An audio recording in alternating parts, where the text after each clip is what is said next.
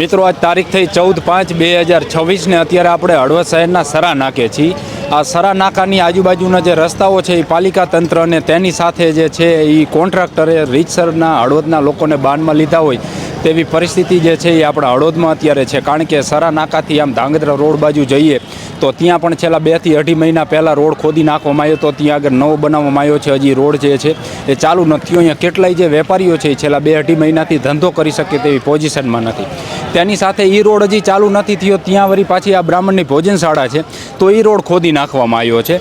હજી એ રોડ જે ખોદવાનું ચાલુ હતું ત્યાં વળી પાછો આ બાજુ મારી પાછળ તમે જુઓ છો આ સરા રોડ જે છે આ સરા રોડ અત્યારે ખોદવામાં આવી રહ્યો છે। એટલે ખોદે એની સામે કંઈ વાંધો નથી। તેની સાથે નવા રસ્તા બને લોકોની સુખાકારી માટે જ નવા રસ્તાઓ બનવાના છે એ પણ એક વાત હકીકત છે। પરંતુ અણઘટ વહીવટ અને જેમ ખબર ન પડતી હોય તેવી રીતે આ લોકો જે કામ કરે છે કોન્ટ્રાક્ટર ને પાલિકા તંત્ર તો એની સામે શહેરીજનોમાં રીતસરનો રોષ જોવા મળી રહ્યો છે। તેની સાથે કેટલાક જે ચાપલુસિયાઓ છે કે પોતાની જાતને કંઈક આગેવાનની સમજે છે તો એ બધા કોન્ટ્રાક્ટરની કે સત્તા પક્ષની વાહવાહી કરી રહ્યા છે અને કહી રહ્યા છે કે થોડી નાની મોટી તકલીફ રહેશે। આપણે સમજીએ છીએ કે નવી કંઈ પણ કામ થતું હોય થોડી નાની મોટી તકલીફ રહે પરંતુ આટલી બધી તકલીફ ન રહે। એક રોડ જે છે મિત્રો એ 2-2-2.5 મહિના સુધી જે છે એનું કામ ચાલુ ન હોય તો એનું કામ વહેલી તકે પૂર્ણ કરવું જોઈએ। તમારી પાસે બધોય સામાન મટીરિયલ હોય પછી રોડનું કામ ચાલુ કરવું જોઈએ। આ તો વેપારીઓને કોઈ બોલતા નથી, શહેરીજનો કંઈ બોલતા નથી એટલે આ લોકો જે છે એવું સમજી બેઠા છે કે ભાઈ અમે જ કંઈક છીએ। હમણાં થોડા દિવસ પહેલાં જ અહીંયા જે છે એ શહેરના જાગૃત લોકોએ પાલિકાના ચૂંટાયેલા કેટલાક સભ્યોનો એનો રીતસરનો ઉધડોને લીધો તેનો વિડીયોની પણ છે પરંતુ એમાં ગાળુની બધું બોલે છે એટલા માટે થઈને આપણે એ પ્રકાશિત નથી કરતા। અહીં જે છે મિત્રો આ રોડ ખોદી નાખવામાં આવ્યા છે। હવે આ મુખ્ય રસ્તો છે, મેઇન બજારમાં જવું હોય તો શહેરીજનોને અહીં આ જગ્યા ઉપર ફરજિયાત આવવું પડે। બ્રાહ્મણની ભોજનશાળાવાળો રોડ પણ ખોદી નાખવામાં આવ્યો। આ જે રોડ છે મિત્રો એ બસ સ્ટેશન રોડથી સીધા ધાંગધ્રા રોડ જે આને કહીએ છીએ આપણે સરા નાકાથી તો આની એક સાઈડ જે છે એ બનાવવામાં આવી છે। કેટલીક જગ્યાએ બાકી છે રોડ બનાવવાનો તો આ હજી એમણાં બધો અહીંયા ખાડો કરીને મેકી દીધો છે। એ રોડ પણ બંધ છે। આ બ્રાહ્મણની ભોજનશાળાવાળો તમે જોઈ રહ્યા છો એ પણ બંધ છે। આ બાજુ સરા રોડ હતો તો એને અત્યારે ખોદવામાં આવી રહ્યો છે તો એ પણ બંધ છે। એટલે ખાસ હમણાં અહીંયા વોશરૂમ એટલે કે ટોયલેટ જે છે એ બહુ આધુનિક પાલિકાએ બનાવ્યું, એને અભિનંદન કે બહુ આધુનિક એમને બનાવ્યું છે અને એનું હમણાં જ ઓપનિંગને કરવામાં આવ્યું। તો એમાં જે છે એ અહીંના વેપારીના આગેવાનોને જે છે એ મેં જોયો તો વિડીયો તો એમાં એ વાત કરતા હતા કે ભાઈ થોડોક આ વિકાસના કામ થાય છે એટલે નાની મોટી તકલીફોની રહેશે તો સહન કરજો। તો એ વેપારી જે 2-3 આગેવાનો હતા હું એમને કહું છું તમે તારી તરિયા ચાટવા સિવાય બીજું કામ શું કરો છો? તમે ક્યારે વેપારીઓના પ્રશ્નોને લઈને બહાર નીકળ્યા? તમે ક્યારે વેપારીઓના પ્રશ્નોને લઈ અને બજાર વચ્ચે નીકળ્યા કે ભાઈ આ વેપારીઓને તકલીફ પડે છે તો આ નહીં અમે સહન કરીએ, આ તમારે કરવું જ પડશે? આ તો તરિયા ચાટવા જેવી કંઈ ચાપલુસી કરવા જેવી કંઈ વાત આવે તો એમાં સૌથી પહેલાં લાંબી તેની સાથે હળવદમાં 3-4-5 બેનરો મારીને જનનાયક બનવા કેટલાક મિત્રો નીકળ્યા છે તો એને પણ અમે કહીએ છીએ કે 2-3 બેનરો મારી દેવાના, 2-3 આપણા ચાપલુસિયા મિત્રો હોય અને એ આપણા 2-5 બેનરો મારી દે અને જનનાયકના આવા બધા જે સંબોધન આપણને કરતા હોય તો એનો મતલબ એ નથી મિત્રો કે આપણે જનનાયક બની ગયા છીએ। જનનાયક કોને કહેવાય? લોકોને નાની મોટી કંઈ તકલીફો પડતી હોય, લોકો અત્યારે પરેશાન થઈ ગયા છે કારણ કે એક રસ્તો હાલે એવો નથી રહેવા દીધો। તો આવા સમયે લોકો જ્યારે હેરાન પરેશાન છે તો આવા સમયે લોકોની પીડા સાંભળવા માટે જે વ્યક્તિ પડખે ઊભો રહે એને જનનાયક કહેવાય। કંઈ ગામમાં 4 પોસ્ટરો મારી દઈ તો એને આપણે જનનાયક ન કહી શકીએ। કંઈ તકલીફો પડતી હોય તો એના પડખે ઊભું રહેવું જોઈએ।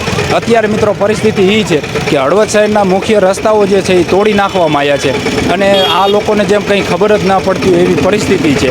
તેમ છતાં પણ જે છે જે લોકોને બોલવું જોઈએ તો એ લોકો નથી બોલતા। એ અત્યારે ચાપલુસીમાં વ્યસ્ત છે, એમને ક્યાંય કંઈક હોદો જોઈએ છે। એમને મને એવું છે કે આ સત્તા પક્ષના આગેવાનના ઓલે જો આપણે ક્યાંય કીને આપણે સામે થઈશું તો લોચા પડશે અમથા।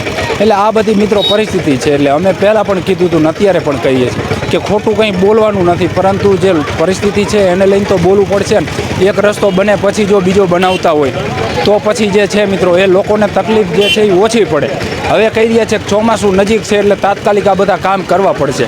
તો ચોમાસું નજીક હતું એ આ લોકોને ખબર જ હતી તો કેમ અત્યારે જ એમને ખબર પડી કે હવે મહિના પછી વરસાદ થવાનો છે તો અત્યારે તાત્કાલિક રોડ બનાવવા પડશે? અમને ખબર જ હતી ને, એવું તો છે નહીં કે ઓચિંતાના ઊંઘમાં ઉઠ્યા પછી ખબર પડી છે। એટલે આ બધી મિત્રો પરિસ્થિતિ છે। તેમ છતાં પણ જે છે આ લોકોને કોઈ કહેવાવાળું છે નહીં। જે લોકો આગેવાનો બનીને બેઠા છે તે બધા લાંબી જીભે તરિયા ચાટવામાં વ્યસ્ત છે, અત્યારે ચાપલુસી કરવામાં વ્યસ્ત છે। એટલે એ કંઈ બોલવાના નથી। અમે શહેરીજનોને પણ મિત્રો એક વિનંતી કરીએ છીએ કે આ જે તકલીફ આપણે ભોગવી રહ્યા છીએ આ લોકોએ ઊભી કરેલી તકલીફ છે. કારણ કે આ રોડ જે છે મિત્રો એ બસ સ્ટેશનવાળો રોડ, મતલબ આ ધાંગધ્રા રોડ, તો એ હજી બન્યો નથી. 2 થી 2.5 મહિના થયા, હજી રોડનું કામ પૂર્ણ થયું નથી. તો 2-2.5 મહિના સુધી રોડના જે કામ છે મિત્રો એ ચાલે છે. અને વળી પાછા જે છે એ હજી ત્યાં આગળ એમણામ છે. તો હવે એ બધા દુકાનદારો જે વેપારીઓ છે તો આ બધા કોને રજૂઆત કરે ને કરે તો કોણ સાંભળે છે? આ બ્રાહ્મણની ભોજનશાળાવાળો રોડ ખોદી નાખ્યો, આ બાજુ સરા રોડ ખોદી નાખ્યો. અને અત્યારે જે છે એ અહીંયાથી લોકોને બહાર નીકળવું હોય, ટોકીજવાળી એક બજાર છે તો ત્યાંથી નીકળી શકે. ત્યાં એટલું ટ્રાફિક નહીં છે કારણ કે અનાજ કરિયાણાની મોટાભાગની દુકાનો છે.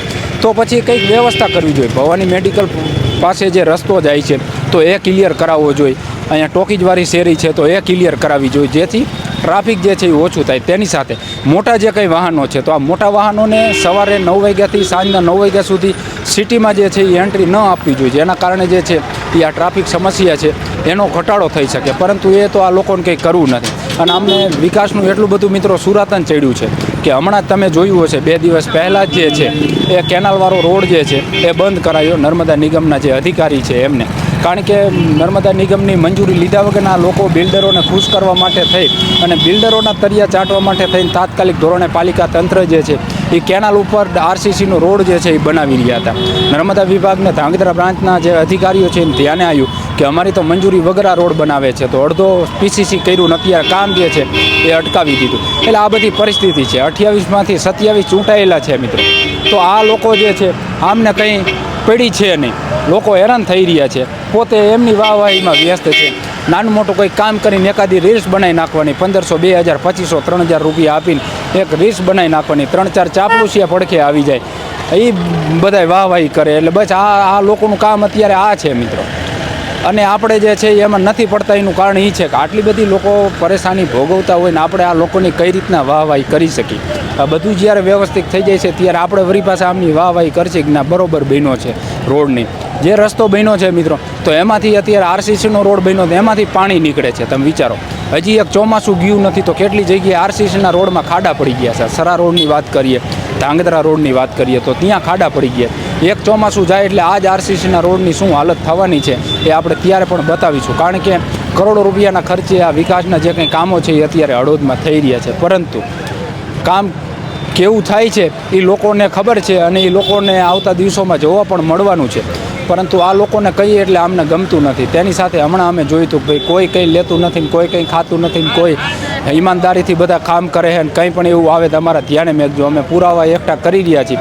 આ જ સરા નાકા ઉપર જાહેરમાં આપણે એક દિવસ ડિબેટ રાખવાની છે કે 27માંથી આવી જાઓ, અહીંયા કોને શું લીધું છે એ પુરાવા અત્યારે એકઠા કરી છે મિત્રો અમે. અને અહીંયા જાહેરમાં એક ડિબેટ આપણે રાખવાના છીએ અને ત્યારે તમ તારે જવાબ દઈજો કે ના અમે નથી લેતા, કે અમે આમ નથી કરતા. એ સમય આવશે ત્યારે. અત્યારે ભલે તમે વાંધો નહીં કહો કે અમે કંઈ લેતા નથી કે આમ નથી કરતા, એ તો સમય આવશે એટલે બધી ખબર પડી જાય છે. કારણ કે તમે જે રોડનું કામ આપ્યું છે આ પેઢી જે છે ઓલી મારુતિ એન્ટરપ્રાઇઝ મિત્રો, એને અગાઉ હળવદમાં કેટલા એવા બોગસ કામો કર્યા છે. એને ક્યાંક તો લગભગ એકાદા તાલુકામાં તો એને બ્લેકલિસ્ટ કરેલી છે. તો એ પેઢી આમની કેટલી માનીતી છે કે અહીંયા વરી પાછા લાવી અને બોગસ કામ જે છે એ આ લોકો કરાવી રહ્યા છે. એટલે આ બધી પરિસ્થિતિ છે. શહેરના જાગૃત લોકોને આમ વિનંતી કરી છે કે બોલો, જાગો, કારણ કે આપણા જ પૈસાનું કામ થાય છે. આ કોઈ ઘરેથી કંઈ પૈસા લાવીને કામ નથી કરતા. એટલે આ લોકોને કહેવું પડશે. કારણ કે કામ થાય છે તો આપણી જવાબદારી આપણી પણ છે કે ભાઈ વ્યવસ્થિત તમે કામ કરો. પરંતુ શું મોટાભાગે કોઈ બોલતા નથી. વેપારીઓ આટલા પરેશાન થઈ રહ્યા છે. વેપારીઓના જે આગેવાનો છે એ આ લોકોના તરિયા ચાટવામાં વ્યસ્ત છે. એ એવું નથી કહી શકતા કે ભાઈ 2-2.5 મહિનાથી આ દુકાનદારો ધંધો નથી કરી શકતા તો તમે ગમે એ રીતના રસ્તાનું કામ વહેલી તકે પૂર્ણ કરી અને વેપારીઓ શાંતિ ધંધો કરી શકે એવી વ્યવસ્થા ઊભી કરો. પણ એ નથી કહેતા.